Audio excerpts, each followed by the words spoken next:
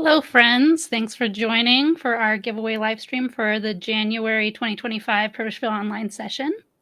I'm joined this time by Crystal Dax, who will be running our Wheel of Names of Board Game Blitz podcast and other media, and Chris Michaud of the storied Flip the Table podcast. It's very evergreen comedy board game podcast you can still listen to if you missed it back when it was You might coming be out. like off green now, but still pretty good. It's been refrigerated for like a couple of days, but you could nuke it and it'll be fine. So. Man, I'm due for a re-listen. Truly, like it's been long enough that I need to start over. I feel. Don't we all need to start over anyway? Yeah, some of the early ones I actually maybe never heard, so I could do that too. There's so much podcast to listen to in this world, though. It's hard to keep up with everything. I mean, some of the best flip the table inside jokes came from some of the early episodes. So yeah, like. Yeah, I kind of built a brand on running things into the ground. That has really been my signature move in the world of board game media. So I'm glad that it's still appreciated. There's still people out there listening to Flip the Table. Even to this day, we still have an active Facebook group where people hang out. Hard to believe. It's a lucky place to be, and I'm lucky enough to spend this time with you today as a result. So yeah, we love to have you both. So thanks for joining us. And we have a little bit of chat activity going on. So yeah, we're kind of, you see us here slightly stalling, getting ready to play the game with the chat. Chris made us something special this time. Oh, and Crystal has a new animal family member. So I don't know if you want to show her now or if she's within reach. She's laying down right now, although the kitty is, which is not wants to be the star. Yeah, she's she's walking away now, but I'm sure I will, yeah, my new rescue pup will definitely make an appearance at some point during the stream, but she's napping at the moment, so okay, no, I don't need to take the cat, thank you. So yeah, I'm back up to 3 animals in the house, which is nice, so. Very good. Awesome. All right, well, I think that we have some people ready to participate in chat, so I think we can start showing off Chris's new game that he's made just for us. We feel so special. Sounds good. This should be fun, and I'm now realizing too late that I don't have access to type in the chat. So I might need some help with this from somebody who can type.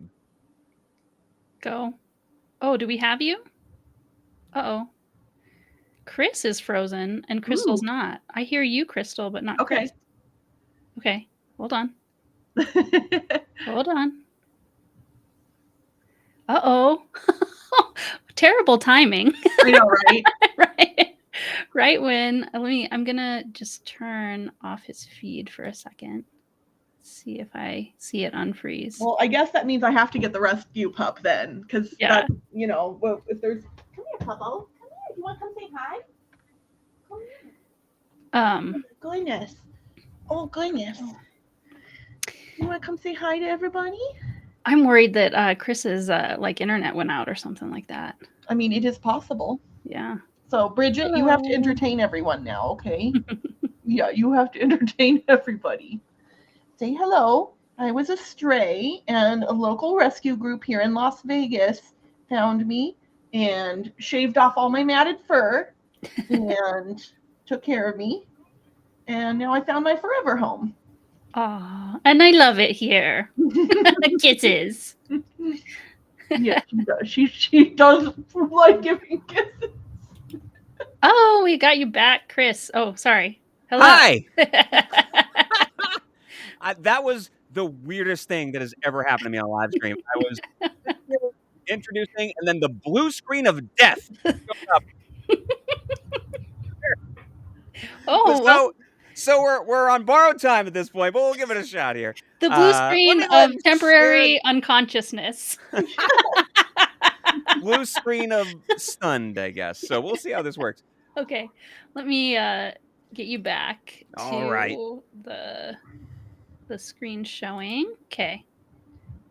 Okay, so Okay. assuming this works, we're going to play the There game we of go. guesstimates today. This is a game about numbers, and it's real simple. What's going to happen is I am going to ask all of you watching at home to give me a number. So I'm going to ask you a question, the answer to which is a number of some sort. And then, as quickly as you can, in the Twitch chat, you need to give me your guess as to what that number is. Speed is a factor here. We're only going to accept the first 3 guesses that come in the chat. And the closest, without going over, is going to win the prize. Now, if you don't quite get into the top 3, still put your guess in, because if the top 3 go over, we'll go to the next 3, and so on until we have a clear winner. So I see some people saying that they're ready. One more rule, and I'm going to ask for your help with this, is as soon as I finish reading the question, I'm going to ask one of you with access to the chat just to type the word go into the chat. Do not enter your answer until you see the word go come up in the chat. Are we all clear? I can type it for you, Chris. Excellent. I appreciate that. Tell me. It's a and I'll team press effort the button. here at Protospiel Online. So, all right, everybody, if you are ready, we will go ahead and reveal our first question. And as soon as I'm done reading the question, go ahead and put that go in the chat, which is, what is the estimated Scrabble value of the FAQ page for Protospiel Online? So I'm going to start giving some clues now that the go is in there. So you can listen for the clues, or you can just jam an answer in there to try to beat the time. So what I did, I highlighted from the beginning of the letters FAQ all the way down to the end of the last question in the FAQ and copied that. So it does not include any of the headers or the footers or anything like that. I went to an online utility which counts the number of instances of each letter, and then using an Excel spreadsheet, I converted that into Scrabble points. So we're not concerned with double word, triple word, anything like that. Just if they were all wooden tiles making up that FAQ, again, we don't have to worry about the punctuation. We'll call that 0 points. How many points would that be? And we now have our 3 guesses. We have Grand CB, I hope I'm pronouncing that right, with 3,500. Zoe with 1984, Marky D with 2301. Keep putting your guesses in just in case these top 3 go over. I'd be curious to hear from Crystal and Heather. What do you think that Scrabble value is? I mean, I will admit I have not looked at the FAQ page. Right. I'm the one who. Oh, yeah. Great job, Chris, encouraging people to look at that FAQ page, because gosh, does it have a lot of information on it that I wrote? Yeah. Here we go. If it's there's, it's not going to be I'm less. gonna go with the lucky 777 for it. There you go. So we got 777 Scrabble points. And so I have a follow-up question. Chris. Yeah. This page is set up where there's headings and you can open and close what's So inside. I unfolded You all opened of everything. So it Oh is my the goodness. questions and Okay. the answers, okay? Because it's Okay. funnier that way. Yeah. This. I think you all. Yeah. I don't know if I should guess. Because we're not talking letter count, we're talking Scrabble value Points. count, right? Correct. And so there's some that are worth 4, J's and stuff are worth 4, right? So yeah, it's not 1,000. That's for sure. All right. So not 1,000 is Heather's guess. So we have 1,984 from Zoe, from Marky D, 2,301, from Grand CB, 3,500. Closest without going over is going to win this prize.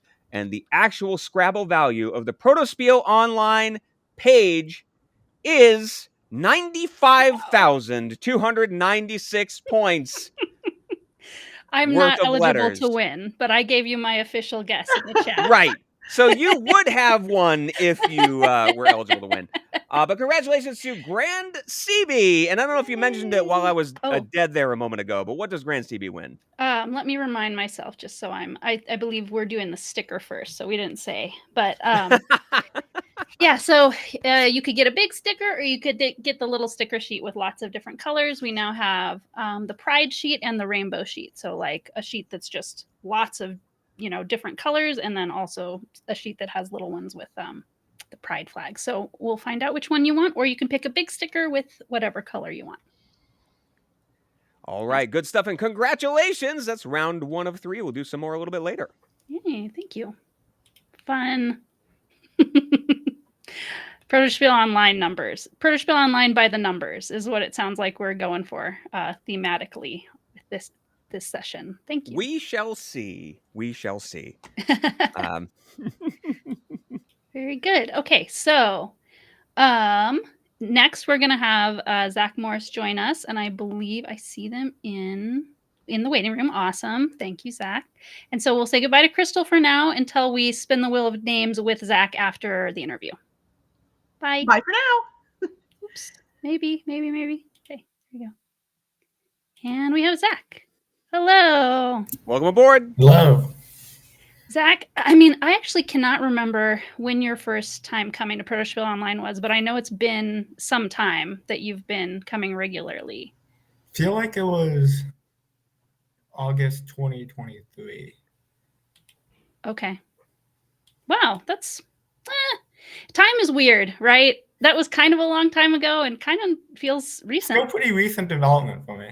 Yeah, it's not even 2 years yet. So we're very glad to have you. So what brought you to us? I guess I never asked you that question. How did you find us? It's the classic pipeline of breaking my game into Protospiel.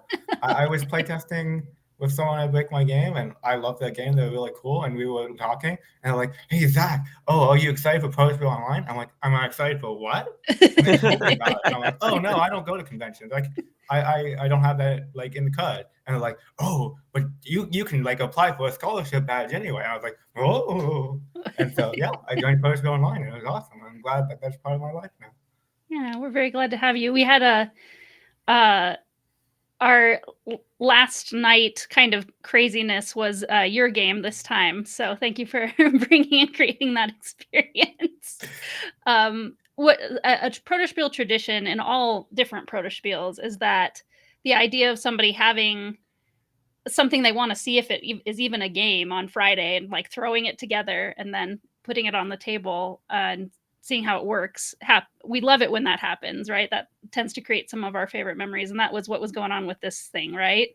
Yeah, it's actually a tradition for me every Protospiel I go into to have a brand new game that I've made like that Thursday or Friday and just like test it during the weekend. So with that game, that was a game I designed it Friday night while I was taking a break from Protospiel. So that's what breaks do to you. Keep that in mind. But that was like a 2-player game the whole weekend. But then at the very end of the weekend, I was going to test with Matthew and Brooks. But all these people in voice chat like, "Yeah, you're welcome to come spectate." And Matthew was like, "You should let him play."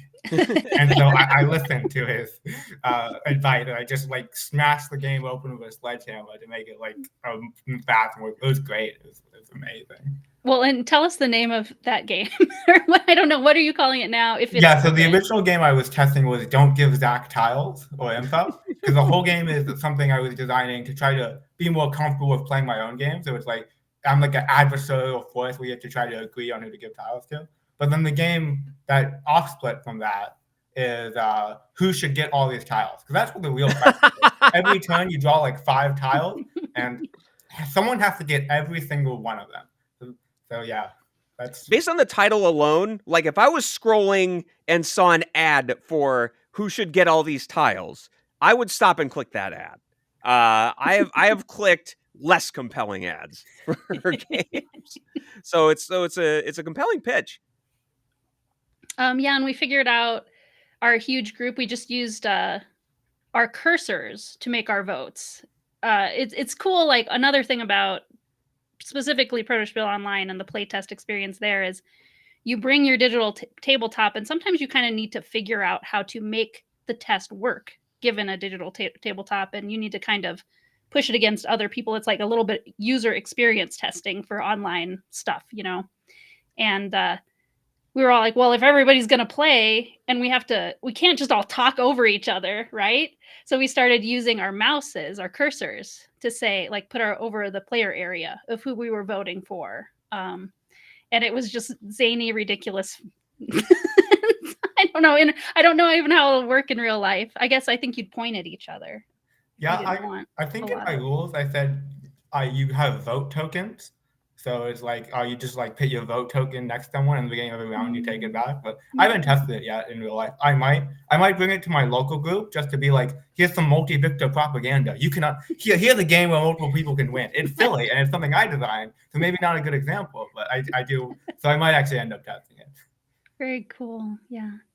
Any other like memories from either this Protospiel or this past January or something that's longer ago that stands out in your mind? Oh, there's so many, so many. Every time I go to Protospiel, it's like just so many awesome games. Um, let's see. This past January was really fun. All my memories are just gonna be people's games. So like this past January, I played a bunch of Jamie's games like Propaganda and the 2v2 fight sequence with Style of the Blast. Ted Scheller had Counterpoint, which is like this trick taking game where all the like where Mhm. you're playing a music performance and everyone's trying to get their share of that color so that they like play their part. So just trying those games, like to me, that is the memories of Protospiel Online, because I'm still thinking like, oh yeah, that game was so cool. Looking forward to playing it in its finished version. Yeah. I mean, that's a great reminder of why folks should come just as a playtester, even if they don't have Mhm. anything to shop or to try out, because it's just incredibly fulfilling to go and try things that you will not see anywhere else. Right. And the fact that there are such just wild games there sometimes, like who should get all these tiles, for example, is really one of the selling points. I could not attend in January because it was back to back with our local convention, Mhm. but it's one of the reasons I like to get my tester badge every time and come and say hi.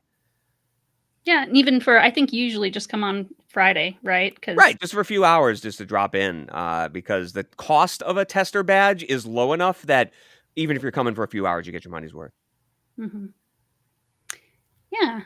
And I remember you're one of our late night conversationalists too, Zach. I appreciate you for that. I remember you being part of those groups too. And we always love having you. So, any like projects you're working on other than this most recent events project that you want to talk about? I know a lot of the things you're making, it's kind of for the joy of exploring Yeah, so the actually design Chris said process. earlier But something really interesting, that when you go to Protospiel, you get to play games that you wouldn't get to play otherwise. And that's actually kind of true when you play my games, because I make my games for the joy of playtesting specifically. I still release them technically. Like you go onto my game page and see all the games I release, but really my games exist for like design events where other designers play them, and that's why they exist. And that's where, like, to me, that's the only time I really imagine they ever get played. That's a really interesting way to think about like why we make games. But anyway,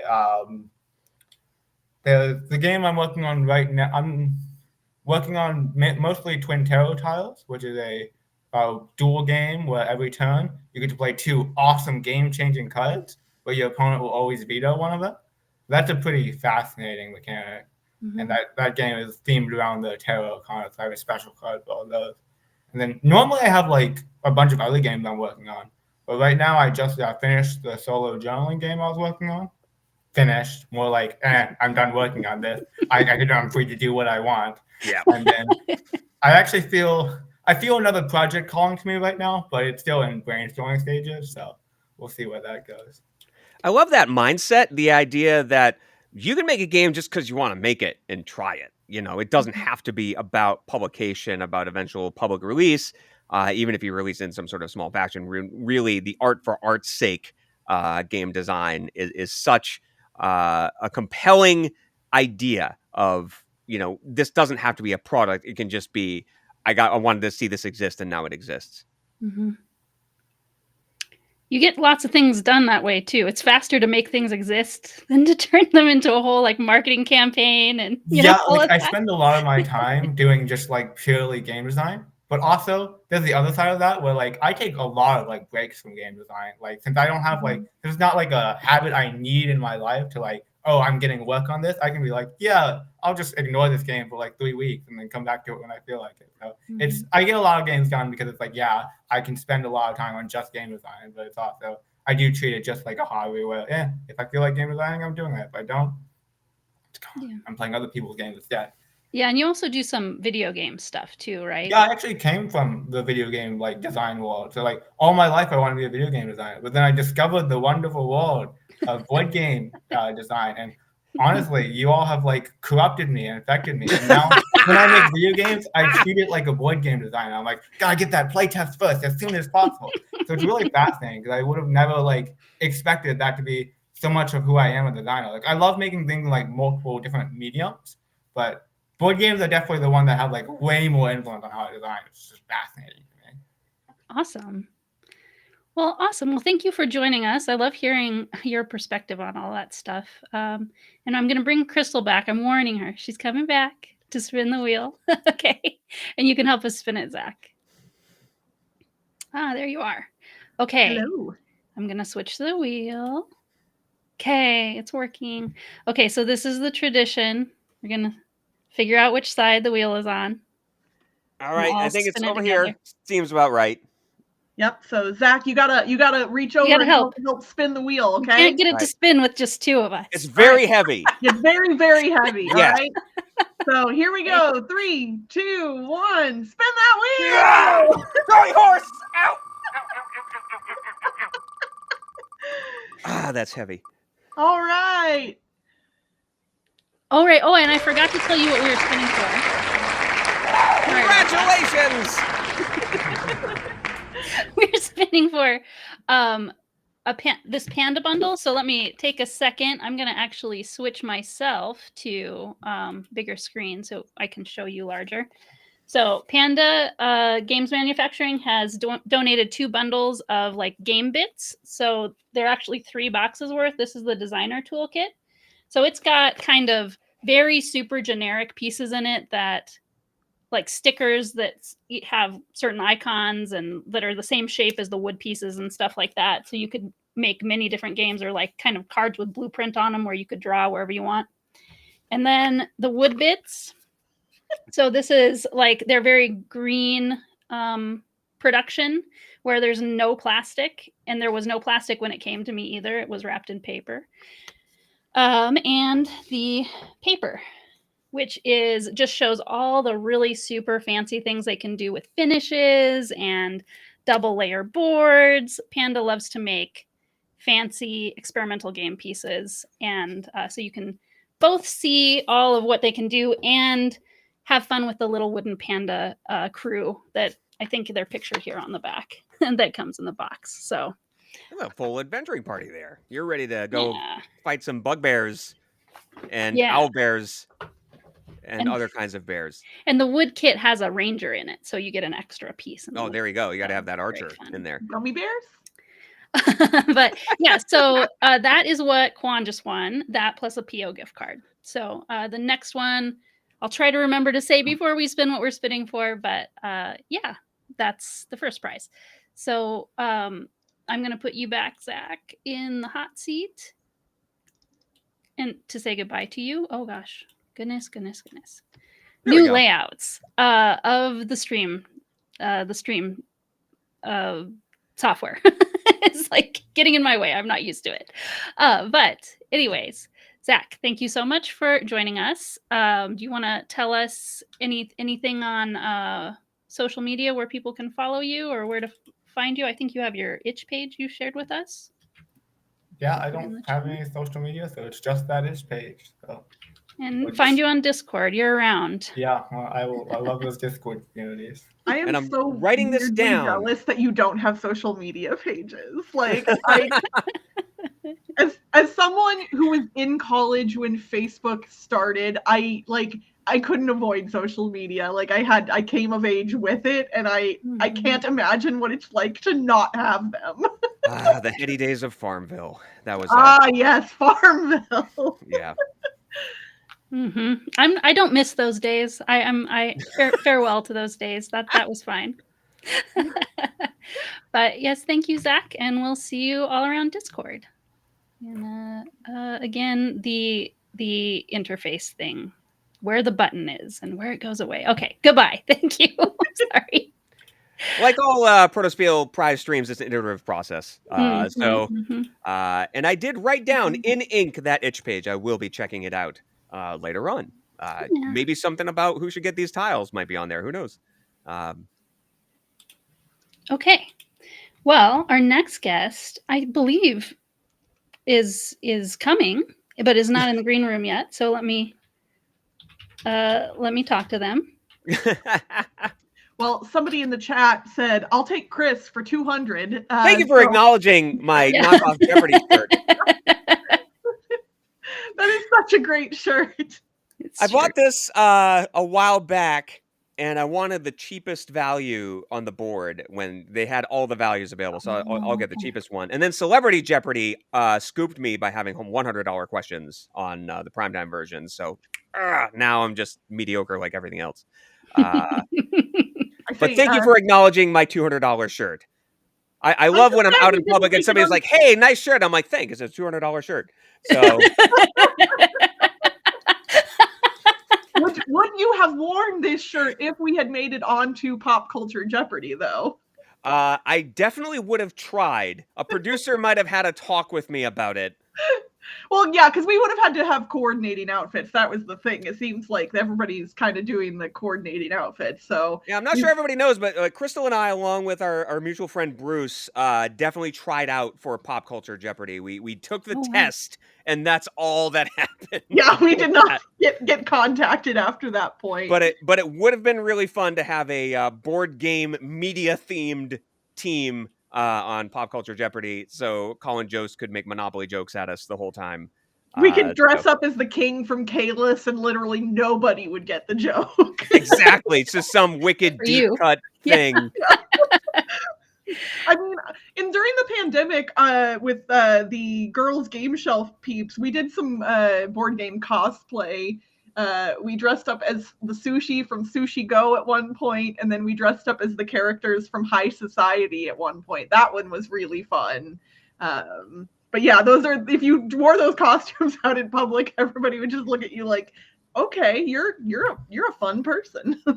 We might have gotten away with Clue. We could have done a pastiche of that would have like been fun. Colonel Mustard, Mr. Green, and Miss Scarlet or something. That would have been good. They did puzzle hunts in our area. I'm not keeping up with if they're still doing them, but it just I think it's called Clued Up, and it's in an app. They travel around to different cities. They did it in our nearby city here, and they say to come, like there's a costume contest, like while you're on the hunt. So my group went as the Clue characters. I've done that. Nice. They're pretty straightforward kind of costume to pull together, right? You know, you just kind of have to wear the right color. And we also got the set of weapons, like stuff from the thrift store. There was like candlestick and stuff. So TJ Maxx is great for Clue costume pieces. Strangely, especially around Halloween for some reason. Very good. But that's your pro tip from the Protospiel Online prize stream for the next time. Oh, okay. I am hearing from another guest. Oh, it's like the Royal Rumble. We got a surprise run-in. Yep, that they had a power outage. Oh, so. the opposite of that then. Yeah, they're not awesome. The current guest, but I don't know if that might have something to do with the other guest. I don't know if they live in the same place, which is really a bummer. But we might, I might switch I might talk offline here to the same person. So why don't you do this, Chris? Let's switch and have you do your game. Yeah, let's play a game. Wait for them. If you need anybody to filibuster, I got your back. Perfect. You can go on endlessly. Who can talk and vamp? I don't know if Chris and I could handle that. Oh yeah, just ask us one question about Weird Al Yankovic. We will kill the rest of the 30 minutes. Let's play this game. So once again, let me remind you of the rules. I'm going to ask you a question, and then somebody is going to type the word "go" into the chat. Your job is to tell me the number that is the answer to that question. Only the first 3 responses in the chat will count. And Grand CB, since you've already won, your response does not count either, but you're welcome to play along just for fun after The first 3 have gone in. If all 3 of them go over the number, then we'll take the next 3 responses in line. So even if you don't make it in time, please get your response in there anyway, just in case the first 3 go over. So again, the number that is the closest without going over is the winner. Only the first 3 responses count. And you'll see the word go after the question is read, but then I'm going to keep talking about it. So you may wish to listen for a moment to get some clues at the risk of running out of time. Here is question number 2 on the game of guesstimates, which is, to the nearest 10th, and as of January 29th, 2025, what is the combined rating of Battleship from 2012, Clue from 1985, and all 3 Jumanji movies on IMDb.com? So we'll go ahead and get that go in the chat. I'll let you know that the ratings are to the nearest 10th of a point. So like the movie Titanic has around a 7.8. And I did pull some plot keywords for some of these movies. These are user-submitted tags that make these movies easier to search for, to link to each other. So for example, the 1995 Jumanji movie has car theft, cutting face while shaving, reference to Clue the board game, which we were just talking about. The 2017 Jumanji movie has bald man, big knife, and pound cake. 2019 Jumanji has monkey attack, asthma inhaler, and changing a light bulb. And then if we jump ahead to Battleship, that has these plot keywords: Chevrolet, Hyundai, Kia, Mitsubishi, Volkswagen, and Dodge the car. They had to specify that it was Dodge the car and not Dodge the action. Crystal has put a secret guess in our secret chat. Thank you very much for that. There you go. We do now have 3 entries. So we have GM Joe Kell with 33.8, Marky D1722 with 35.2, Ninja Creeper 47 with an even 27. So I think, Crystal, you can now reveal your secret guess if you'd like. Yes, that would be 28.4 is what I put. All right. And Heather, any thoughts having seen all these amazing answers? I'll say an even 37. An even 37. I'm also realizing now that I did not pull keywords for Clue, but I do happen to know that monkey brains is one of them. So, well, of course. So 33.8 is the guess. The 3 guesses that count here are 27, 35.2, and 33.8. And wouldn't you know, 33.8! GM Joe Kell gets it exactly right.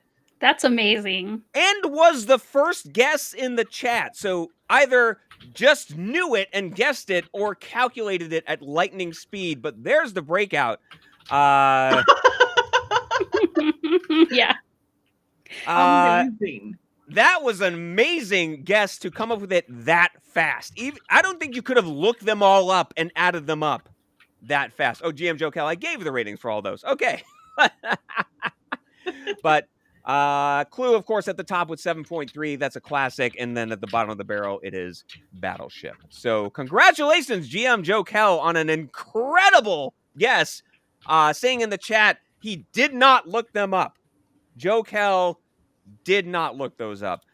So congratulations on just a killer instinct, Joe. Well done. You could Joe not have was the one scripted giving that the moment. ratings in That the was first place. incredible. Because that wasn't one movie. That was 5 movies combined. Yeah, I don't see how he could have looked all of those up fast enough. That was just magic. That was unbelievable. We will never replicate that moment again on one of these streams. We've hit the peak, folks.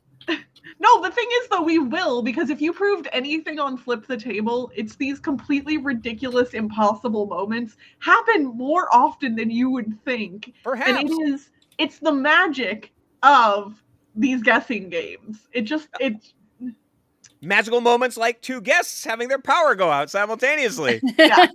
I guess. Yeah. Like a blue screen of death right when the stream starts, right? Right. It's yin and yang.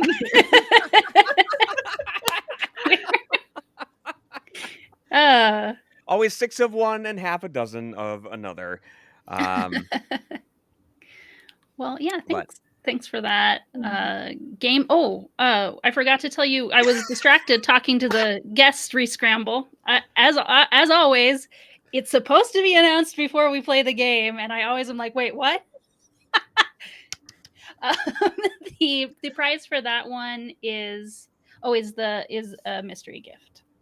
Oh, Joe, since I know you're in at least one of the Discords that I'm also in, since you got that exactly right, I feel obligated to give you something.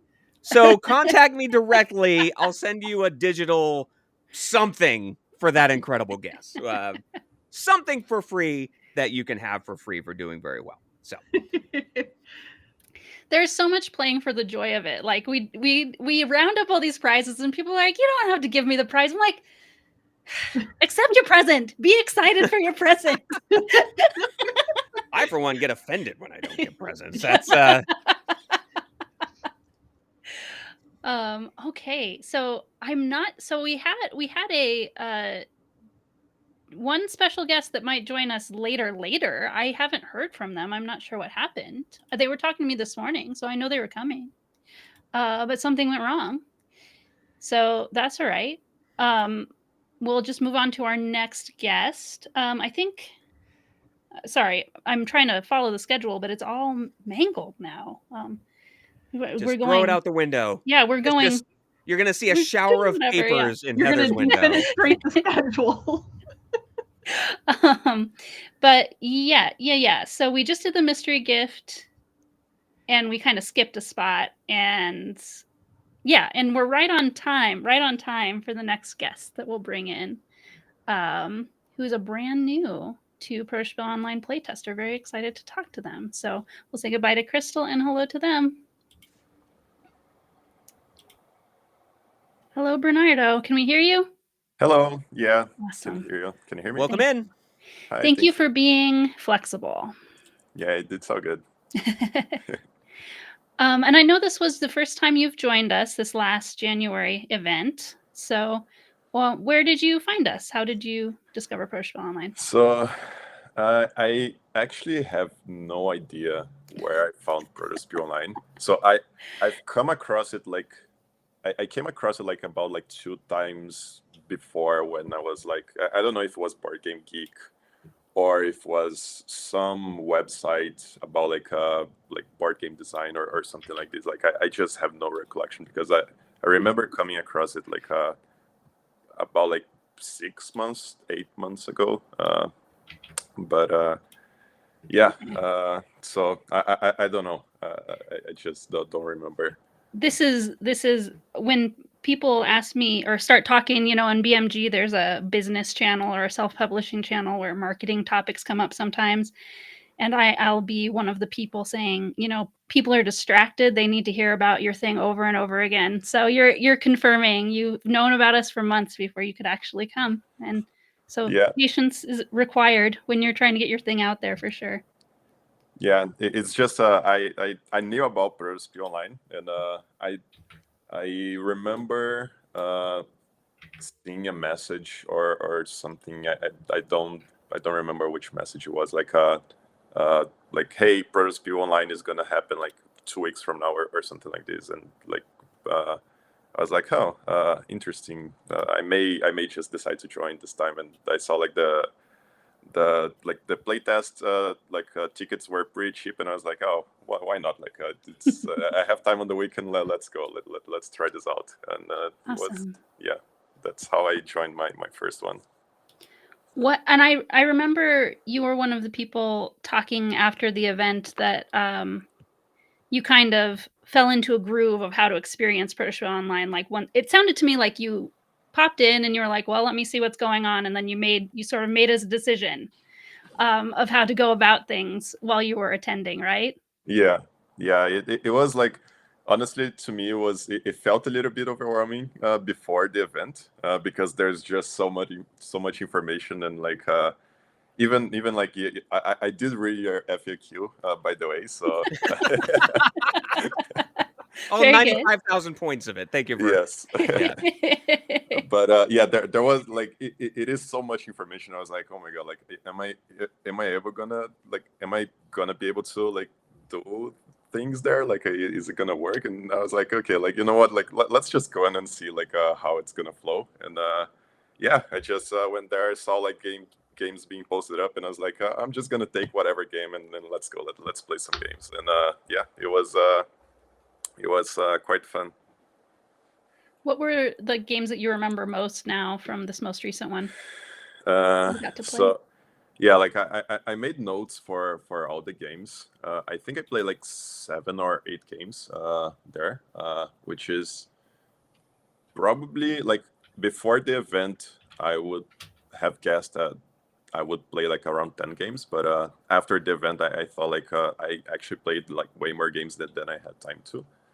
But the ones I remember the most, I do remember Counterpoint that Zach also mentioned, and that's mostly Heads because game. I really enjoy trick-taking games, so that one just like got into my memory. I also play like Hollow, and that one like I still think about that game. It's Yeah, that one's from yeah, Matthew Hawker. Yeah. yeah, it's so interesting how it like tries to change what it means to win a game. That one is very nice. I also like I remember like Kudzu. That was the first one that I played, so I'll Okay. definitely always remember it. And it was a heavy game. It seemed a little bit inspired by like Spirit Island, so it has kind of like the same feel of like you trying like a co-op game. You try to fight off some things that are invading, but in Kudzu's case, it's a different kind of invader. Yeah. And yeah, those were the most memorable to me. I did, yeah. Very cool. Yeah, I didn't get to play Kudzu, but I've heard of. I'm familiar with those other ones. I think I was actually maybe playing at the same table with you for the Counterpoint, that Trick Taker. Yeah, probably. With the very silly animal suit, like animal musicians is what's Victorian. Yeah. There, it's kind of like the placeholder art right now, but yeah, sort of Victorian musicians with animal heads is what's going on there. It's a very. I mean, it definitely was placeholder, but it seemed like kind of fitting in some way. So yeah, it was kind of cool. Yeah, it's the art direction, I think, for the game. That seems to be the formula for a lot of trick-taking games now, is like do something really interesting with the mechanisms and then also do something wild with the theme. And that seems to be the magic formula for a lot of these sort of newer wave of trick-taking games that we're seeing. Yeah. Are you interested in Protospiel Online because you're also designing some things, or you're thinking about doing that, or simply interested in playing, like seeing new things and talking about games with people?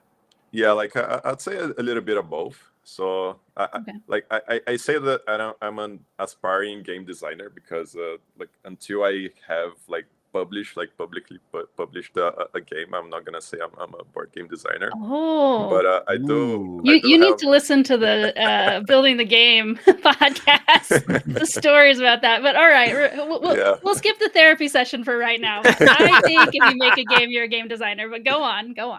Yeah, it's just one of those things. Like it's a goal that I set for myself just to motivate me to do something. Yeah. Otherwise, I'll just like I'll drop it at some point maybe.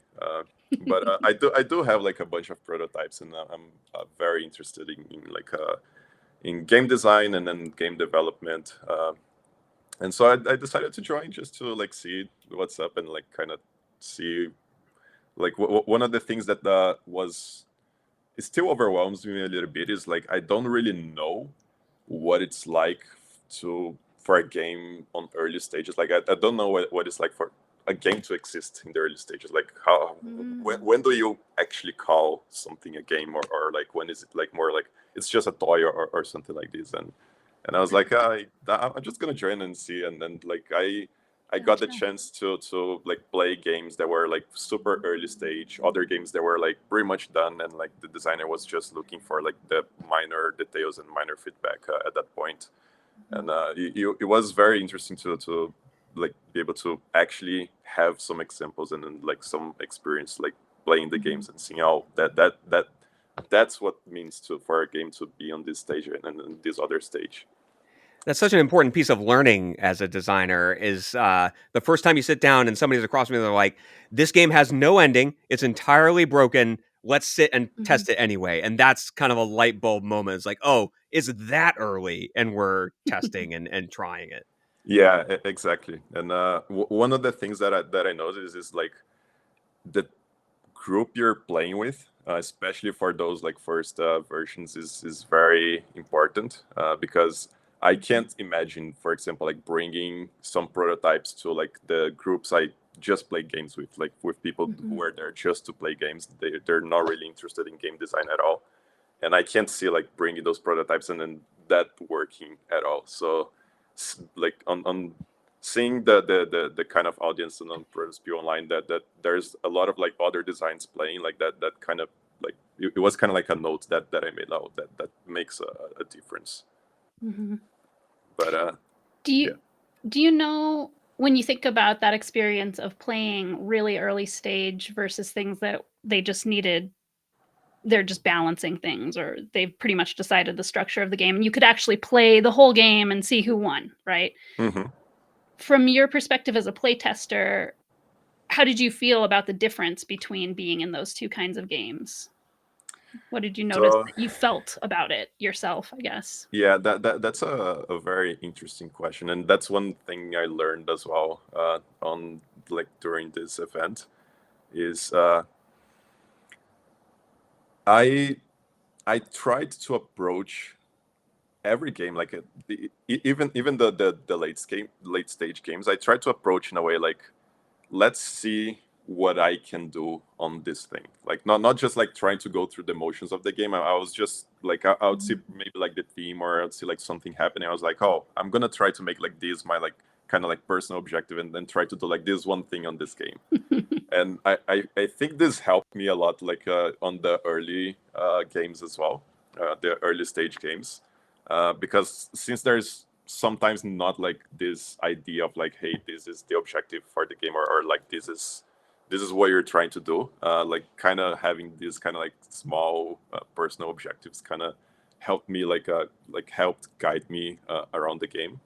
But one thing I felt like, even like besides this, one thing I felt was like, even the early stage games that I played, they felt kind of polished in a way, as in like I had fun playing all the games, and I was expecting the early stage games like to be like kind of hit or miss on the fun aspect, and I was having fun with all the games, and I was like, what the hell, like how is this possible? Yeah. And yeah, like this was something that as a play tester, I was expecting to play games that did not feel fun at all, but like I had fun with all of them, and like it still puzzles me a little bit, and I think that's why like that's why I made that note and that conclusion that like the audience, like the people you're playing with, they matter as well. That's our t-shirts. People make the play test. That's why they say that. Yeah, the Protospiel crowd too. I mean, you've got a group of designers, which means there's some naturally more open minds, and I think that makes a big difference too, right? Like, because they know what they're signing up for and are prepared to throw themselves wholly into it, which I think makes a big difference. And one of the reasons that I have fun when I get to play test at Protospiel as well. Yeah, and it's interesting you're saying it's the game. It wasn't. I mean, who you're playing with does have something to do both with the game and the feedback session, right? The way that they're playing, and they're open to, you know, things being broken, and they're not going to have a tantrum or whatever if something's broken. That's part of the gameplay part. But I'm hearing you say the actual playing of the game, not the fact that you could talk about it afterwards, not the fact that you had a chance to maybe change the designer's course of action if you know, you gave a suggestion, it might actually end up in the game. Like that part, I mean, that's something that's going on, but that's not what you're talking about. You're like, the actual games, the part of playing the game was fun to you. Yeah, and like thinking a little bit more about it, I realize it may be a little biased by my current state, which is like I'm just trying to learn games, and then like to kind of like have a broader interaction with games too, like for my own like game design objectives as well. So I was like interacting and then playing with all these different mechanics, and I was having fun just from seeing the mechanics like play together and do their things. And I was like, man, this is so interesting. This is so fun. Yeah, well, so you probably like learned about some mechanics you'd never played before, maybe too, and that was like adding to some of the fun and getting what you were looking for. Yeah, definitely like there was one like Domino City, that game I played. Like that one had like it uses like components that we all know, like domino pieces, but the way that it used those components was quite interesting and something that I don't really recall having played ever before. So that was quite interesting. Yeah, the new. Yeah. Well, I didn't see you. It looks like you don't have any social media or anything you want to share. I think I'm gonna bring. Oh, I need to bring Crystal back to spin the wheel. You need to help us spin the wheel. All right. And then we'll say goodbye. But I think you're around Discord though, right? Yeah, I'm on Discord. I'm also like kind of like Zach. Like I don't really use social media. Besides, like I kind of maybe Discord can be called a social media. That's the one I used. People, if people want to talk to me, they can find me on the Protospiel Online Discord, and we can take it from there. Perfect. Okay, here's Crystal back, and we'll get the wheel in the spot. Awesome. All right, everybody, get ready. All right, so here did we you go. watch Zach? Okay, you got it. 3, 2, 1, spin that wheel! Woo! Oh, I put a brace on that time. That's going to help. All right. Oh, it's close. Oh, okay. There we go. Congratulations. Oh, this one is, I forgot again. It's a tradition. I forgot again. You just changed the format. At this point, it's a surprise until after we know who won. There's a natural way I want to do it. But that prize was a month free subscription to Boardable, which is an app-based board game, kind of like Board Game Arena, with a set of games that you can play in it, but it can be mirrored on your screen, so you could sit around and play it together, or just on your phones remotely. So they've got a 1-month subscription for Cardner. Congratulations. Congrats. And thank you, Bernardo. I'll let you be free and join the chat or go on with your day, but thanks for joining us. Great meeting you and talking to you more. Okay, so our scrambled group of people because of the power outage. Let me see. Okay, so all right. I'm going to make our next guest. Would you like to hang out with us, Crystal, and talk to a fellow content creator? Sure, I would love to. Okay, so I'll keep you with us for this one because this is a little bit of a different interview. It's not about Protospiel Online attendance, but about a new fun YouTube channel. If the question to Crystal is, do you want to talk to somebody? I know the answer to that question. Yeah, that's pretty much, yeah. Hello.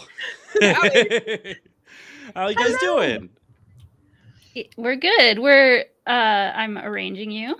Oh, good. We're dealing with I've been arranged. So many technical difficulties, but we're making it happen anyway. That is a live stream. That is the world of live stream for sure. Kind of like how I was told 3 or whatever time it was EST, and I live in CST, and I got that very wrong. I opened my Discord. I'm like, ooh, it's this. Like, why would I be on my way already? It doesn't happen for another hour.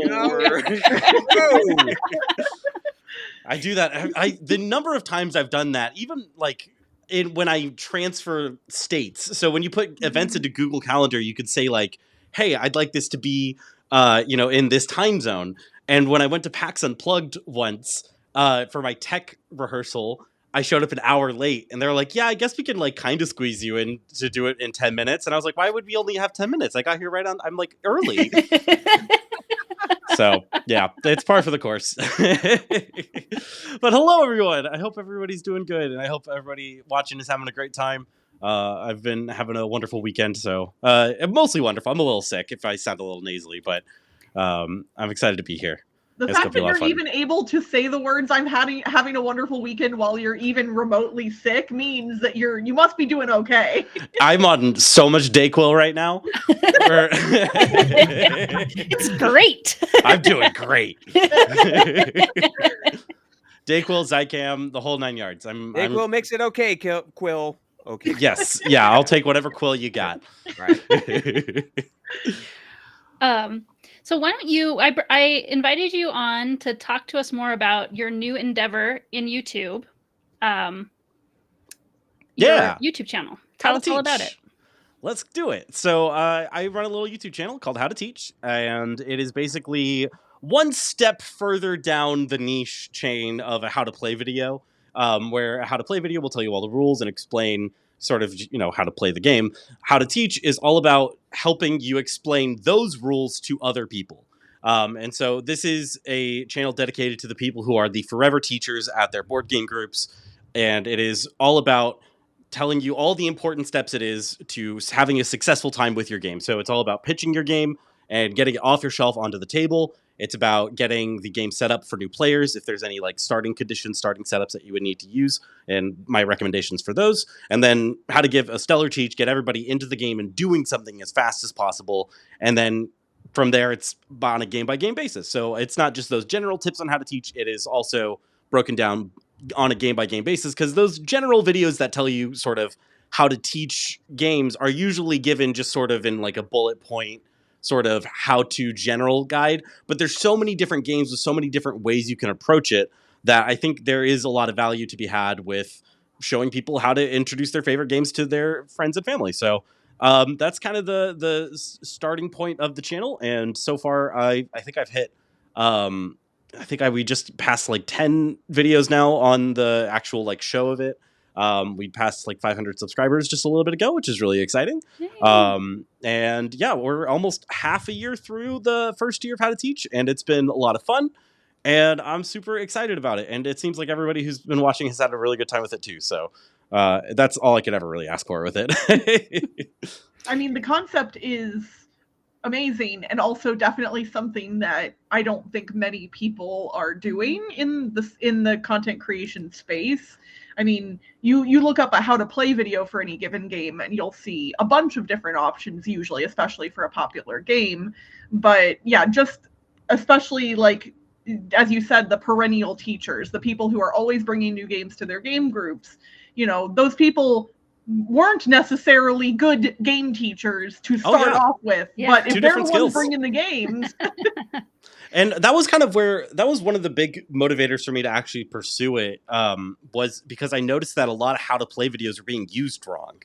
So you have a how to play video and it teaches you how to play the game, and that's great. And then you send it to all your friends because you don't know how to teach the game. And so you send that video to your friends and none of them watch it, and now you have to teach it to them anyways. So that how to play video really should have just taught you how to teach it anyways, because that's the information you need to know. And so I think how to play videos are wonderful. I've used how to play videos, especially on more complicated games. But I think they're being used wrong, and I think that kind of information is really important to be bringing to this industry, because I think that create like a just hobby, anywhere from like hobbyists to just friends and family who are playing their first board games. I think that it's a necessary skill that's not being taught, and I think it's worth exploring. Yeah, I think about this from the perspective of both a game designer and a media creator, right? Both of those are instances where you need to be able to really effectively describe what's happening and have it make sense in someone's head. If as a designer, just to focus on the Protospiel crowd, think about all the times you've got a rule set that's kind of in your head. You probably haven't written it all down yet, but how do you effectively communicate half or 3/4 of a game in a way that testers will grok it enough to be able to engage with it in the way that they need to? Yeah. Absolutely. I've before I went into all the content creation stuff, I was doing a lot of hobby board game design, and that was kind of the one part of it that I felt really confident in. My designs and stuff, whatever, but like I was like, I could teach the heck out of these games. You might not like it, but you're not going to do Yeah. it wrong. That's for Yeah, sure. for sure. You're gonna know exactly how you don't like it.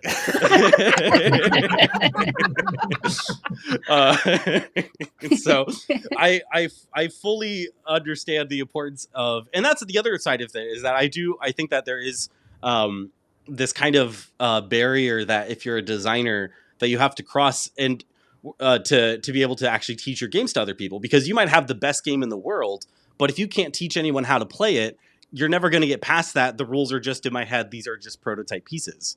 Mhm. And, you know, once you hit the playtester table, you got to be able to explain it.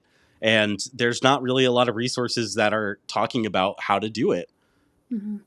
Well, it feels like coming at it from your angle could almost influence a game's design. Like, obviously, you know, board game development is a very important part of the design process, Mhm. but it feels like how to teach a game, if that was being considered sometimes earlier in the design process, could actually help build better games in some instances. Absolutely. Games more people would end up playing. Yeah. Yeah. I will, I'll do it. I guess I'll say that this is me announcing that I'm doing this video. I have a video coming up on the game We're Sinking, which is what I was like reaching over to grab a second ago. And that comment on how, you know, teaching the game can influence the design.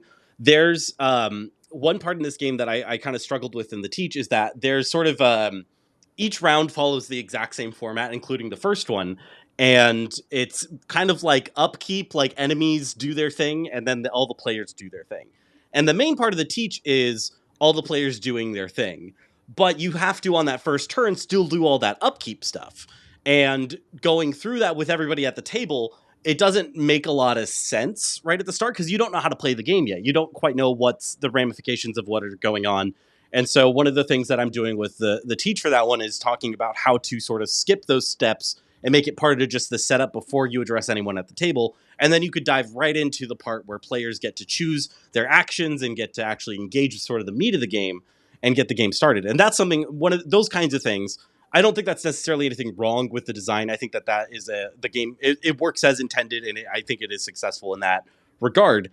And I do think that once you already know how to play, it makes a lot of sense to have each turn, including the first one, be the exact same. But for a learning game, it is a bit backwards, the order that you want to do it. And so that would have been something that I think would have been really cool to have be part of the original design, as part of like the first round you do this as part of setup, and those are just listed like in just the rule book itself, like these are listed as part of setup, and then on your first turn you start like mid round or something.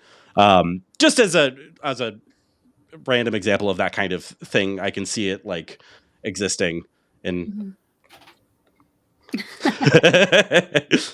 Yeah, well, and for anybody who's watched your videos too, another thing that you're bringing to it is a flair, I guess, for production and like special effects and such. So yeah, definitely like check out how to teach videos for the opening weirdness, thematic stuff. We do live in an era of sort of, I don't want to say short attention spans. I think people have plenty. I'll say it. Short attention spans. I'll Yeah. take that. Thank you. Appreciate it. And so I try to do something exciting in the opening moments. And so I have a lot of motion graphics, visual effects experience in my past. And so I go out of my way to try to make the openings as exciting and entertaining as possible, because I want it to feel like a show that you could tune in and watch, even if you don't care about the game.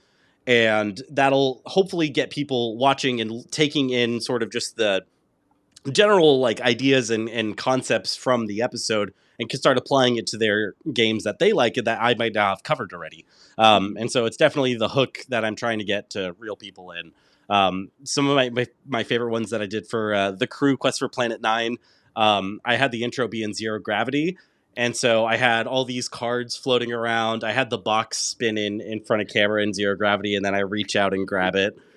Which was all sorts of that one had no right being as cool as it was, but it turned out so good. What other ones have I done? I 3D, I don't have it on me because it's huge. I 3D printed a giant gun for a board game called Super Snipers. And so I the opening line for that one was like, we're gonna, in Super Snipers, you try to defeat your opponent through the power of determination, perseverance, and this neat gun I found, and I just hold this giant gun up out of nowhere. And then Chekhov's gun, if you show a gun, you have to fire it. So later on in the episode, I have a whole special effects shot where I actually fire this real gun. So yeah, it's the special effects are definitely there to help kind of add to jokes, the humor, the writing of the show. It all comes together hopefully to make something that people want to watch and enjoy just while you're eating lunch, while you're eating your dinner, while you're chilling out. It's something that you would enjoy just because it's fun and not because it's a video you have to watch because you own this game and have no idea how to teach it now. Yeah. Of all the places I thought this conversation was going to go, I didn't think Chekhov's gun was going to get name dropped. But Yes. Welcome to my YouTube channel. this is like a smart stream now. Yeah, and you also make printouts that you can put in the box. So every one of your videos has that. That's a really kind of fancy touch that you do for free for all of your viewers. Do I have one nearby? Whether I it do fits or not. not. Yeah, I call them my teacher's guides. And so basically, one of the parts about video tutorials that is the worst is when you're like, if I gave you just the how to teach video, like nothing would be worse than you having to sit there, like scrub through the video and like listen to it for a little bit to like remember how to go through the steps of teaching it. And so every episode, for every game that I cover on the show, I make a little 8.5 by 11 teacher's guide that you can print out and just fold up, leave it in the box. And then the next time you teach it, I mean, I have one that you've Let's see. I see. covered. I see. Yes. Plank. So, for example, Turing Machine, one of the games that I struggled to teach Turing Machine. I was so glad that I have a Patreon where the supporters can pick the next episodes that are coming out if I don't have any currently lined up, and they chose Turing Machine. And so in the box, I have this little teacher's guide. And so this sums up the whole video step by step. It gives you how to introduce the game's concepts, the main, I call it setting the big three. You set the stage, set the goal, and set the expectations. The three key things that you want going into a board game. I have those listed out here in step-by-step format, and then it breaks down the whole teach from start to end. And then depending on the game, I'll also include, like this is, I use their website to generate 4 really easy teaches that are really easy like setups to help get all the, what am I saying? Back up. All these are set up so that you have the same verifier card. If you know what those are in the game, there's different like sort of criterias that you solve the puzzles with. And so all these use the same one so that when you learn how to teach it, you only have to learn how to teach it that one way. And then you can apply that to every future time you teach the game. And so, yeah, I am very happy with these little teacher's guides. I use them. I don't even... I'm making them for me. I'm not... Yeah. It helps you like organize your thoughts. And then absolutely, yeah. There's a few games, like Turing Machine especially, where it's like there's a really specific order that I've found has been really successful in teaching the game, and I want that locked in for me. And so I know that that kind of list would help. So hopefully it helps other people too. Awesome. Yes. Yeah. So it's been really fun. You're part of the Building the Game Discord. I think that's how I met you. You found that somehow. And we do a Tuesday night check-in. Anybody who wants to come, that's in our swag bag. We remind everybody of that. And Building the Game is one of our longtime sponsors for Protospiel Online. So that's where I met you. And you always are, asking our opinions and kind of sharing the behind the scenes of getting started on this channel. It's been really fun to see your journey. I'm excited. Yeah, for what it's you're been a lot of fun. I've been a lot happier with. I think it was this has been a good sort of stopgap in my game design kind of career. I had a bunch of games that I had been working on for a while, and I found that I really enjoyed presenting them. And I feel like this is sort of the side of the game industry world that I fit in a little better. I don't fit in isn't the right word. It's the part that I seem to really resonate with and enjoy a lot. And I am looking forward to, now that I've kind of stepped away from game design a little bit, I am really excited to get back into it. I have a couple games that I shelved for a while that I think I'm getting ready to start putting back together. And they'll be, oh my gosh, I'm going to teach them so good now. Awesome. Okay, well, anything other than your YouTube channel where you think you'd like to tell people to follow you? You can follow me on Bluesky at How to Teach Tabletop. Bluesky, the normal Bluesky one. I believe that's it. I'm so good at this. And if you on Discord and on Bluesky, I'm jcw.gay. So it's 6 total letters. So hopefully people can remember that one. And yeah, definitely just go. Most important is definitely checking out the YouTube channel, youtube.com/, How to Teach Tabletop. And giving that some love would be the most appreciated thing in the world. Awesome. Well, we'll be following your journey, and thanks for joining us. Of And course. Thanks for figuring out the arranging around the time zone. Thank you for still letting me hear. Because the second I saw your message come through, I was like, well, that's it. So thank you so much for being flexible and for having me on. It really means a lot. Yeah, it's great to have you. Thank you. Thank you. Say goodbye to you, and then we'll bring on our next guest. Thanks you. Bye. Goodbye. I think I timed that right. Okay, new guest. Hello. Okay. Hello, and I'll let you go, Crystal, and we'll bring you back at the end for the wheel. See ya. I had to work around a power outage, so here we are. Yeah. So hi, everybody. I'm Candace Harrison, and I actually came to Protospiel Online because I am the social media manager for Dark Dragon Entertainment. We have our card game, and we were trying to get some play tests, and we just want to meet some more people. So they brought me in because, you know, my job is to talk. Awesome. So I have had some of the worst tech issues. I don't know what's going on, but we're working around that. Found a library, and we're all set. Yeah, thank you for the dedication. Oh yeah, Absolutely. It's kind of a Protospiel tradition that everything catches fire the second we go live. So and I'm like a magnet for tech issues, so that sounds about right. Protospiel Online, this is my first time that I've ever done this or done anything quite like this. Usually I go into in-person game meetups and stuff like that. So getting to do this online was actually a lot of fun.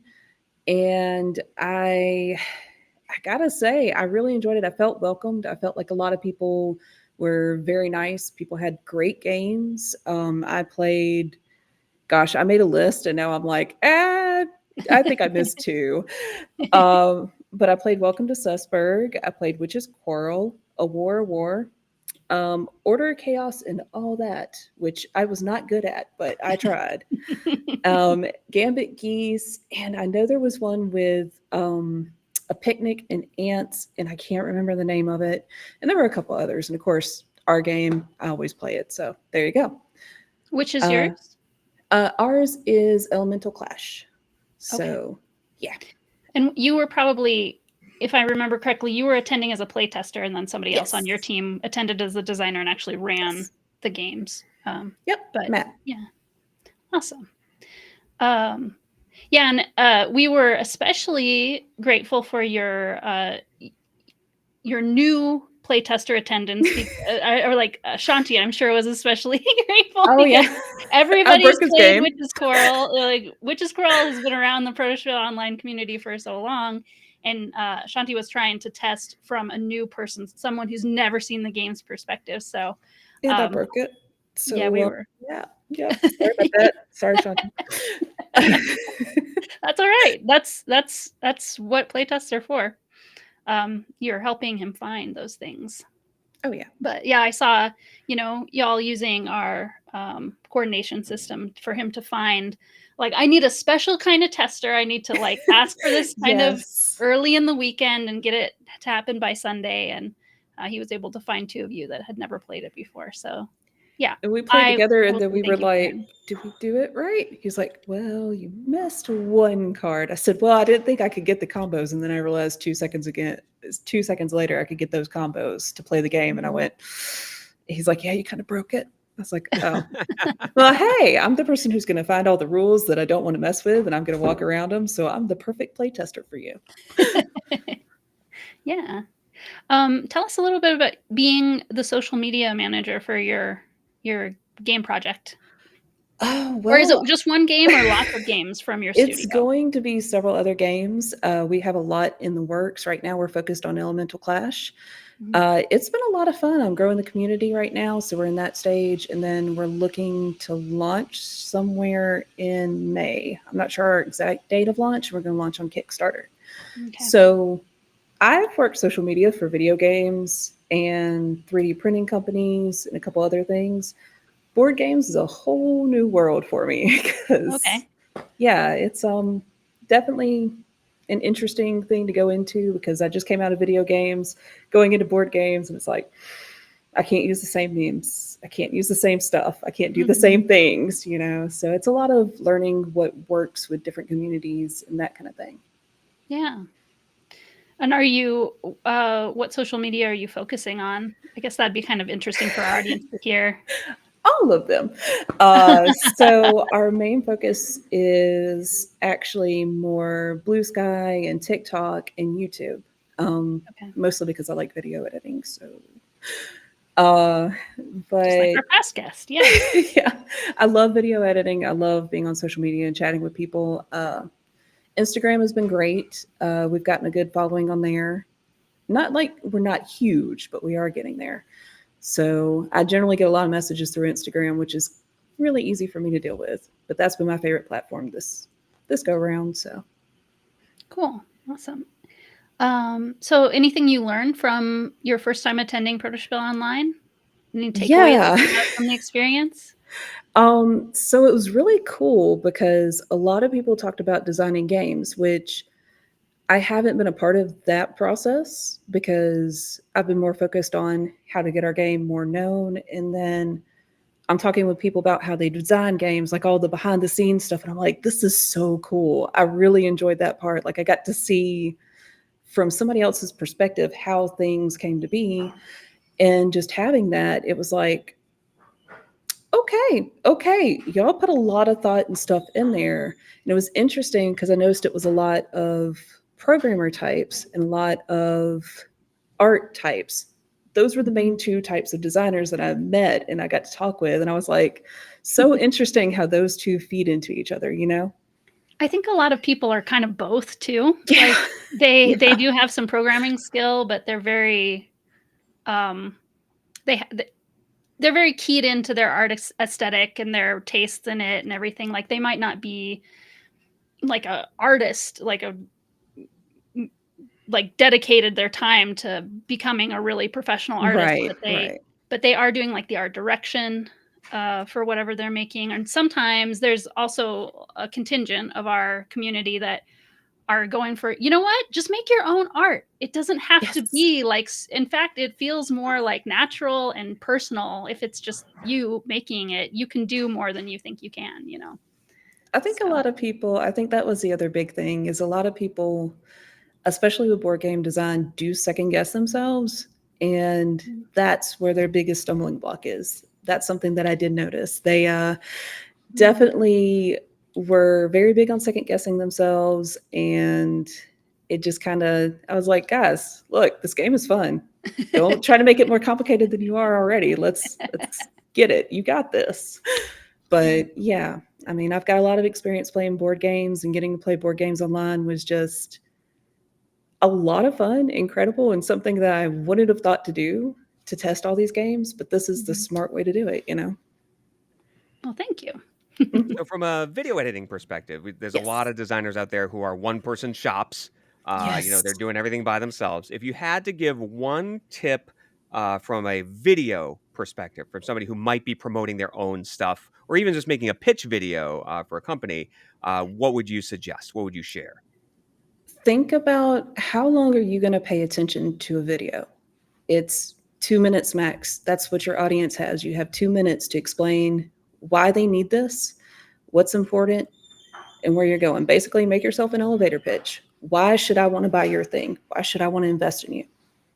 And go from there. All about attention spans today on the Yes. stream. I mean, we are talking about board games, so if you've never had to wrangle a bunch of 9-year-olds to play a board game, then yeah.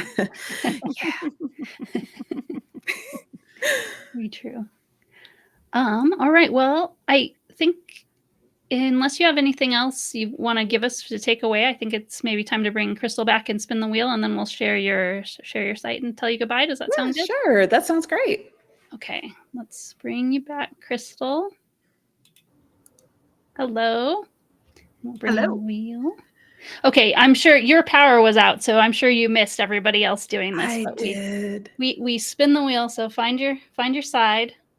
Gonna reach for the wheel. I just want You're to gonna say, reach I think towards the Grant wheel. has a good chance. All It right. will be very, very funny if Grant doesn't win right now. So, Okay. right. 3, 2, 1. Spin that Whoop. wheel. All right. Is We're it a very P or a close. lowercase d? We don't know. I think I wouldn't we veto on that got one. Grant. Congratulations. Awesome job. Grant played bingo. Grant got his name on the wheel a ton. So that all makes sense. There were other names though, so you can't take There it for were. granted. Yeah, Mhm. true. Yep. True. Yeah. At the very end, though, it was Grant or Grant. But I'll share your website here in the Yes. chat. That is our website. It has all of our social media on there. You just click on the buttons and it'll take you where you need to go. Our Discord is probably one of our more active. That's where I give the first updates. But if you sign up for our newsletter, you'll get all the updates except for the ones that I get to share when I want to. Awesome. You have the power. Yes. Whenever I want to tell you guys. No, I'm just kidding. I don't have that much power now. All right, awesome. Well, thank you for joining us through the power outage, finding the library. That's dedication. Appreciate you very much. If you ever need a playtester, hey, I'm here. Awesome. Yeah, we love our playtesters here. Thank you so much for being one of those. And we'll keep an eye out for your Kickstarter coming up probably before even the next Protospiel Online. Yeah, I think so. Very much luck with that. We'll see you. Bye. Bye, y'all. Okay, we have a very patient and helpful, flexible around all the tech glitches. Fourth guest who's not visible in the screen but is in the channel. So I'm calling you guest. That we're going to bring you in a minute here. And in the meantime, while I'm waiting for you to get your camera working and stuff, I think we can do the game with Chris next. Sounds good. Love playing games. So just to remind everybody, this is a game of numbers. This is the last one of these we're going to do today. And what's going to happen is I'm going to ask you a question, and then the word go is going to appear in the chat. From there, as quickly as you can, you need to give a guess as to what the number I'm looking for is. Only the first 3 guesses in after go appears in the chat will count, and we're looking for the closest without going over. But if you don't make it into the top 3, get your guess in anyway, because if all 3 of those go over, we'll go to the next 3 until we have a clear winner. And so I'm going to reveal the question, which is, if you landed on Boardwalk in Monopoly with 4 houses and wanted to spite the person you're about to pay, how many nickels would you need to give them to satisfy the rent? So we're going to pretend that you could make small change in Monopoly. Go is appropriate for this, by the way. And you want to think about how much does it cost when you land on Boardwalk with 4 houses, and then you need to convert that into nickels.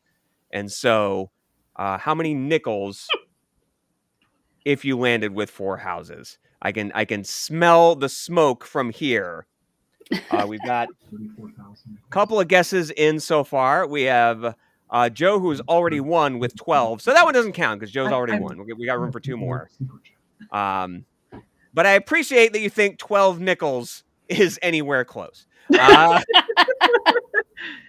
mean, that's clearly a Price is Right $1 guess if ever I've seen one. I have a secret guess from Crystal, which I'll reveal. There are vicious people, then there's this question. Yep, that's you can always count on me for Monopoly content in a hobby board game scenario. We have our second guess, which is 6,000 in the chat, so there's room for one more. We'll vamp while everybody's... I swear, somebody out there is trying to figure this out the long way and seeing if they can get the guess in time. So we'll see. So we have 32,000, we have 6,000, we have a secret guess, which I won't reveal until the polls close here. The 4 houses is the tough part, right? Because like it's not the hotel yet. I don't know. Right. Because if we go straight to a hotel, you might know that off the top of your head. So we had to make it a little bit tougher. So we now have 3 guesses. We have 32,000 from Dino Corgi, 6,000 from Kitten Blade 13, and Marky D 1722 is in with 18,000. Crystal, you guessed 40,000 nickels. So a few truckloads of nickels. Heather, care to hazard a guess as to this? Oh gosh. I don't know. All right. No. We'll let you off the hook. All right. So, closest without going over, we have 32,000, we have 6,000, we have 18,000, and the rent with 4 houses on Boardwalk is $1,700. So Dino Corgi was close. That converts to 34,000 nickels. Dino Corgi is the closest with a guess of 32,000. Congratulations, Dino Corgi, on an incredible guess.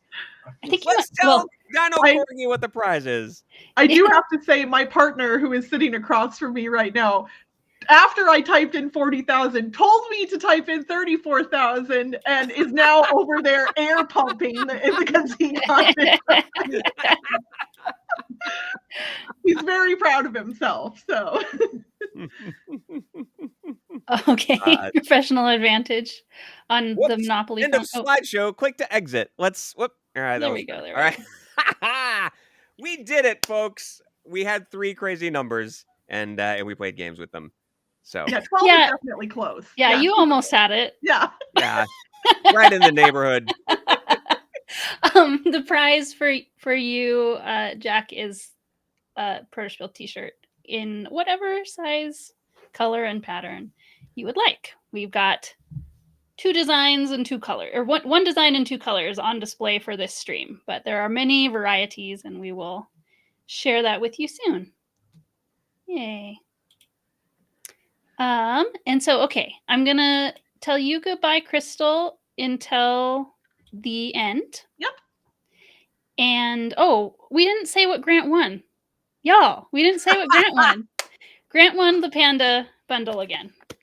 Panda bundle again. Hooray for the Panda bundle. Well done. So we talked about that. Well, I'll talk about it one more time. That's part of why I put it at the beginning and the end, so that it would be in both places, and say that thank you very much to Panda Game Manufacturing for donating 2 prizes of this bundle. Not just one of these boxes, but everybody who wins gets all 3.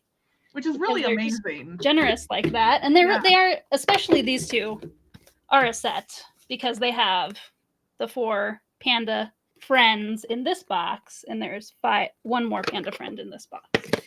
Those are everybody really needs cool a Panda friend. Wood chonky wood pieces. So and okay, we have our very patient guest, and we'll say goodbye to Crystal and see you at the end. Hello, Camden. Hey, how's it going? Thank you for joining us, and thank you for dealing with the schedule mishap with power outages and all that sort of thing. Great. Well, thanks for having me. It's super interesting to be here, hear what everybody's saying. It's been fascinating to see all the perspectives and stuff. So yeah. Where are you joining us from? So currently I'm in Costa Rica right now. I live here. I work here. I'm a Peace Corps volunteer, which has been interesting. So, board game design was not something I was anticipating getting involved with here, but was coincidentally something that I did get involved with. And I've played board games all my life, but during our training program, one of the Spanish teachers was actually really into board games. So every other week I would go over to their house and we would play board games. And it was a really interesting experience because I got to Costa Rica with a really, really low level of Spanish, and they barely spoke English, but all the games they had were in English, right? So it was this bizarre sort of it was almost like a battle every time we played a game. And I remember they had Betrayal on the House of the Hill, which is a great game that I had played before. And I forced a couple of the other volunteers to come with me because you got to like drag them. I was like, come on, it's gonna be fun, I promise. And we go over there, and it was this like 2-hour slog trying to like translate, but it was really fun in retrospect. So it was a fun time. And when I got to my site, I live in a community of like 500 people, so there's not a lot going on the weekends or ever really. So I was really looking for ways to stay in touch with the things that I enjoyed doing back in the States, productive ways to spend my free time. And I was like, man, I've always loved board games. I should get into designing, tinkering with that sort of stuff. And the journey kind of started there ever since I rolled up here. So yeah. Very cool. And what brought you to Protospiel Online, or how did you find us? Yeah, I mean, I really have to give most credit to the Break My Game group. So, I mean, whether it comes to playtesting, meeting people, industry information, it's an incredible group. And they have a tab that's all about opportunities and conventions. So I always kept my eye on that because most of the conventions are in person. Right. And obviously that's not a possibility for me. So it was really exciting to see that there was an online option, which was Protospiel. And then the other thing that was really compelling about the Protospiel online opportunity was the scholarship opportunity, because, as a volunteer, money is hard to come by. So it was really cool to see that was an option. And it was great to join. And Protospiel was fascinating because, playtesting with BMG is great, super interesting. But a lot of times the playtests are a little bit shorter. So it was great to play some longer form games, but also just listen to the conversations. There was the coffee chat room or whatever, right? And as somebody new to the scene, somebody who's never really even been to an in-person playtest event before with any game group, it was really interesting just to hear designers and artists and developers just talking about anything, how they feel about AI art, how they feel about this part of the process, these games that they like, these games that they don't like. So it was a really, really cool and unique experience. And, even though it was online, it felt really vibrant the whole way through. So, yeah. That's great to hear. Yeah. Well, and any particular, I met you, or I spent time with you first playing Jamie's Mystic. So we had a very epic game of that. And I know Chris actually happens to also have playtested that game a while ago. So he's in the loop. But I think I just barely pulled out a win. Is that how it ended? Yeah. Unfortunately, or maybe fortunately, depending on your perspective. That was fun playing with you. But any like specific memories that you have from from your first time coming? Yeah, it was interesting because I haven't played a really heavy game in a long time. A lot of times in play testing events, it's maybe a shortened version of a heavier game. So I got to play, I think it was Brooks's Spindletop, which was a real joy. That was a lot of fun. But it was also cool. There were a lot of people who brought fresh games. I had brought a completely fresh game. And it was really exciting to see, people in different stages of the design journey. So I think Spindletop stuck out to me the most just because that was so cool. But I also played a cribbage reimagining, which was also pretty fun because it sent me back to the days when my mom would try to get me to play cribbage, and I'd be like, not gonna happen. So it was cool to voluntarily play some admittedly much more interesting, much more dynamic and fun cribbage, but cribbage nonetheless. So that was a really good time. I feel like cribbage is sort of underexplored in the hobby space. Yeah. And the few cribbage variants I've played that have come from the hobby space have been really cool. So I'm glad to hear that's still floating around out there. It was cool. It was it sort of was a astronomic take on it. I kind of forgot what it was called, but it was really neat. Yeah. And the cribbage idea, you can do a lot with that. So I had a blast. I'm curious what makes something cribbage at the core. Like, there's the trick taking spin-offs, and I understand kind of the structure, what makes something a trick taker, just sort of the put in your card, take the trick is the basic. But when I think cribbage, I just think there's a pegboard. It's got to be more than that though, right? I think that's cribbage. That makes it a cribbage variant. What would you say? Man, it was definitely there was a mix between the trick-taking aspect, had a really cool twist on it, which was nice. It was cooperative, which was interesting. So that was a really neat take on it. Because as far as I'm aware, cribbage is not cooperative. But yeah, and it was based around the sort of revolving design of the cribbage board, which, that's always been the staple for me, what I've seen in the house. So yeah. The combination of card play and moving on a track is what made it feel like cribbage to you. Yeah, and it was interesting because there was this other dynamic as we sort of moved around the cribbage track. We were also rotating these different roles. We were like astronomers in different transit of Venus. That's what thank you. I couldn't remember what but we were like astronomers in different ages, different epochs. So that was really, really neat. It's always a pleasure to see people, if it's a game that you're familiar with, or I'm not familiar with cribbage, but I have a strong association with cribbage. It was cool to approach it from a new perspective. So I really enjoyed that. Very cool.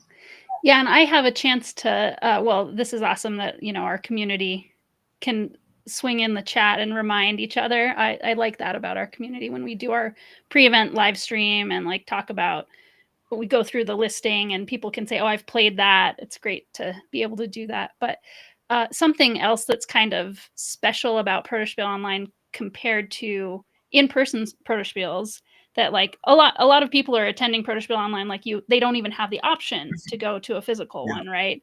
But for people who have the option of either, there's something that you can get out of Protospiel Online that would never be possible at in-person Protospiel, which is that as you're sharing your games and people are signing up for them, we're able to record all that data. And there are tables on our website that you can look up your name and you can see everything you played and everyone who played with you. So if you're bringing your game, if you're a designer and you want to remember and say thank you to your playtesters, you can like find their names in the table and we keep that up forever. That's just part of like the benefit of being a member of our community. So, and yeah, if you're like, what was it? Who was that person, that game?